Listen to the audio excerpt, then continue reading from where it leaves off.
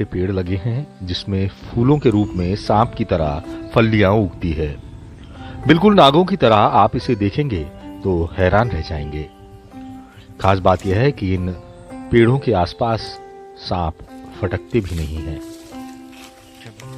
इन पेड़ों की खोज में हमने जानकारों के साथ जंगलों की खूब खाक छानी, जिसके बाद ताप्ती इलाके में ऐसे पेड़ देखने को मिले हैं।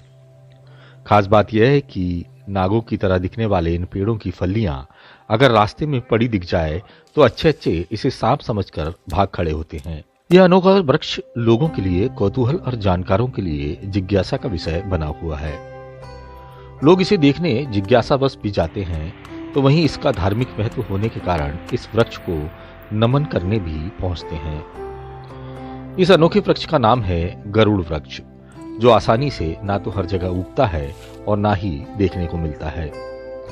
इस प्रजाति के वृक्ष अमरकंटक और सतपुड़ा के घने जंगलों में बड़ी मुश्किल से देखने को मिलते हैं, लेकिन बैतूल के लिए यह एक तरह का गौरव है कि यह पेड़ जिले के जंगलों में देखने को मिल रहे हैं।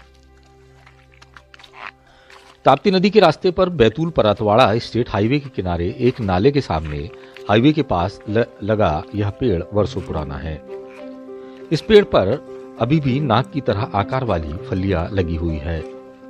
ग्रीष्म ऋतु में इस वृक्ष में फूल आते हैं और वे परिपक्व होने पर गरुड़ फल में बदल जाते हैं। अपने पूर्ण आकार में आने पर फल की आकृति तक्षक नाग जैसी होती है, जिसे देखने पर ऐसा लगता है कि वृक्ष से सर्प लटक रहे हैं। कहा जाता है कि यह गरुड़ वृक्ष सांपों के लिए काल के समान है। सांप इसके नजदीक भी नहीं फटकते, पर यदि गलती से इसके पास आ जाए तो इस वृक्ष के प्रभाव से उनकी मौत हो जाती है।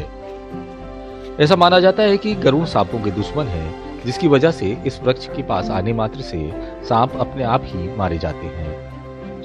कहते हैं कि इस वृक्ष से कुछ ऐसे रसायनों का स्राव होता है जिनकी वजह से सांपों की मौत हो जाती है। इस दुर्लभ वृक्ष की पत्तियों का उपयोग पूजा में होता है। इसके अलावा लोग इसे अपने घरों में भी रखते हैं। क्षेत्रीय लोगों का विश्वास है कि गरुड़ वृक्ष की पत्तियों को घर के सामने रखने पर सांप नहीं आते।